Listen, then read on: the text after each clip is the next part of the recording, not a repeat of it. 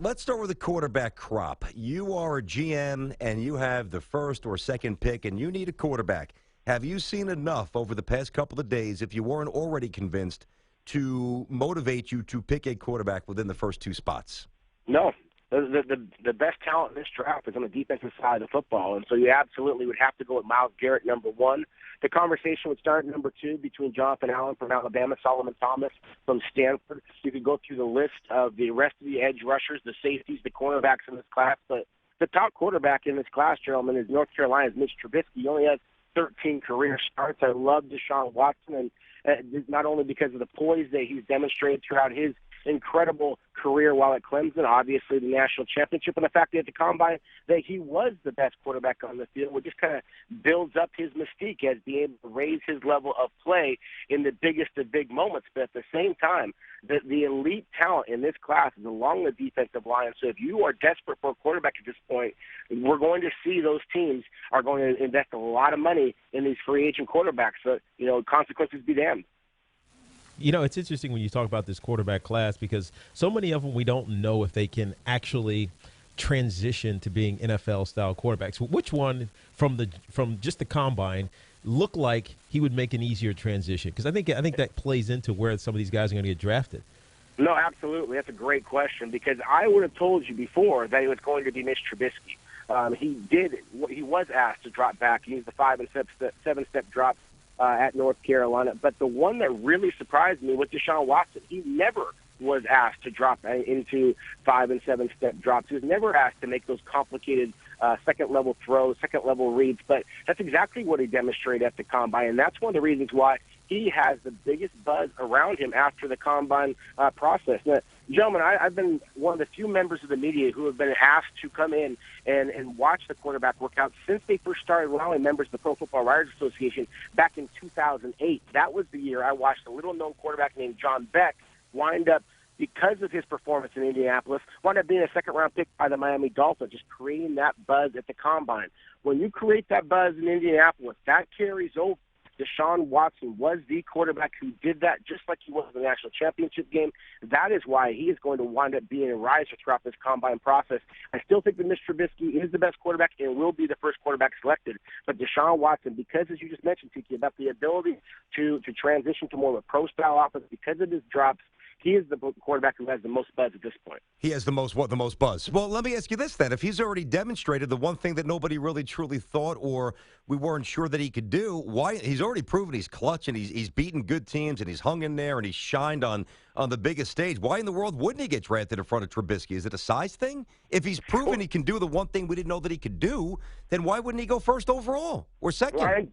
Yeah, it's a great question. I think the biggest reason for that is because of the fact that 30 interceptions over the past 2 seasons. The biggest concern that you have about Deshaun Watson is the fact that he does have a tendency to just read the safety and tuck the ball and run. And, of course, that's not going to be successful in the NFL. When he made most of his critical interceptions over the last couple of seasons, it was underneath defenders dropping off of the defensive line and then dropping back into coverage and making interceptions in that regard. And there's some relatively simple mistakes. I mean, he played in a very simplified offense while at Clemson. There certainly was evidence shown in Indianapolis that he can make that transition. Mm-hmm. But at the same time, of course, there's no defensive players on the field when you're throwing in the Combine.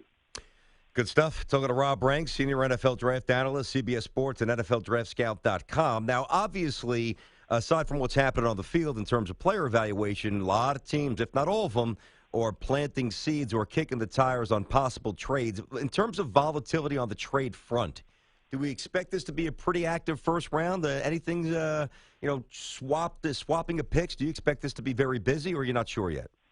Well, the biggest thing is we're already seeing teams kind of start to position themselves. I mean, the San Francisco 49ers and their new general manager, John Lynch, said during his Combine press conference that, the number 2 overall spot was up for grabs. Mike McCagnon, general manager of the New York Jets, said the same thing, seeing they're at number 6 overall. I think the Jets at 6 are the more likely of the two teams to actually be able to trade out. But teams are going to be very hesitant to be able to move up and make a big splashy move because the value of this draft class lies on day 2. I was talking to a general manager just yesterday who said that he had 24 players in this draft that he views as first-round picks. Most teams out there don't have 24 players on offense or defense that they view as legitimate first-round caliber prospects. So it really speaks to the depth and talent of this year's extraordinary defensive class.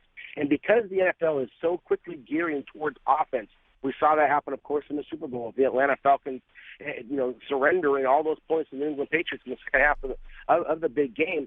Teams are going to be wanting to grab all these defensive players they can. They're going to be very hesitant to give up those second and third round picks to make that splashy move up to the top 10. And that's where most of the trades have happened in the past. Yeah, no, you're right. You talk about these defensive players. One who was sent home was Reuben Foster. What can you tell us about what actually happened in the hospital with a hospital worker? And is this something that teams are going to pay attention to? I'm talking about Reuben Foster from Alabama. Yeah, certainly teams are going to be wanting to pay attention to this. And it's one of the big questions coming out of Indianapolis this year is what exactly happened. I heard a lot of different stories. What I can tell you is that there was some type of verbal altercation between Reuben Foster, the spectacular linebacker for the Crimson Tide, and a member of the local Indianapolis hospital staff. And it sounded like Reuben Foster simply was just very frustrated with the long wait that he had to endure. And with a player that had knee injuries, that shoulder injuries, that had a concussion a year ago, then it makes sense that he was asked to wait for a long time. But there's roughly 10 players invited to Indianapolis this year. Every single one of them had to wait to get that medical evaluation done. At least one of them obviously felt that he may be just a little bit too good to wait, and that's why, after a verbal altercation with the medical staff there, that he was sent home to combine first. So certainly something that NFL scouts are going to have to vet him that much more. But there's no question about it. Reuben Foster is a first-round caliber player. He is the best linebacker in this draft, but the medical and off-field issues are enough that it could send his stock dropping just a little bit. I do believe he'll still wind up being the top situation. Getting a little fuzzy on that. Rob, you still with us there, bud? I am. Okay, there you go. Okay? Thank you. I got you. Rob Rank, senior NFL draft analyst, CBS Sports, NFLDraftScout.com.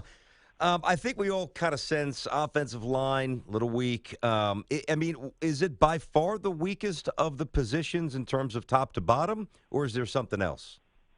No, I would say that it's right there along with quarterback. It's certainly among the top or the weakest in this draft class. I mean, there's some decent talent there at the offensive tackle position. Cam Robinson from Alabama, I think, is still going to be a first-round pick. Wisconsin's Ryan Ramczyk could still be a first-round pick. Utah's Garrett Bowles, but each of them come with significant concerns. Cam Robinson, we've seen offensive linemen from Alabama, especially the tackle positions, come into the NFL and not be as successful simply because they don't have the skill position talent around them. They're not going to be asked to run the ball 65% of the time the way they were with the Crimson Tide. And he comes with significant off-field issues, including an arrest involving gun and drugs. With both Ryan Ramczyk from Utah, or from Wisconsin, and Garrett Bowles from Utah, both of them only play at the FBS level for 1 year. So there's significant concerns about are they going to be able to transition to the NFL as quickly, especially because both of them, again, at Wisconsin, at Utah, two teams known for running the football, not dropping back in the pass coverage. Are they going to be able to have immediate success in the NFL with all of those defensive players, as we talked about earlier, in this draft class? I think that we could see a couple of those tackles wind up falling all the way out of the first round. We have not seen a class in years in which there is one or less offensive tackle selected. The 2017 class could be the one. Rob, there's a couple of interesting running backs in this class. Leonard Fournette and Christian McCaffrey and Dalvin Cook are the ones at the top that we talk about. But this is a deep class of running backs. There can be some steals in the third, fourth, maybe even fifth round in this running back class. No, they really could. And one of the running backs I just love to kind of trumpet at every opportunity is James Conner from Pittsburgh. And, his battle with Hodgkin's lymphoma is, of course, well documented. He didn't run real well at the combine, running in the 4.6s, but at the same time, he has the power, he has the determination, he has the soft hands that I believe is going to help him be successful. We're sitting here on the verge of free agency. I expect that we're going to see LeGarrette, but the New England Patriots want to sign somewhere else. James Conner is the type of player that Bill Belichick has found in day three of the draft consistently, who is going to be able to come in and be kind of that sledgehammer between the tackles. Conner would be one of those players I think could be very successful in that type of role. Rob, appreciate it, buddy. Safe travels. Thanks for the stuff on the draft. Really well done. Thanks, man.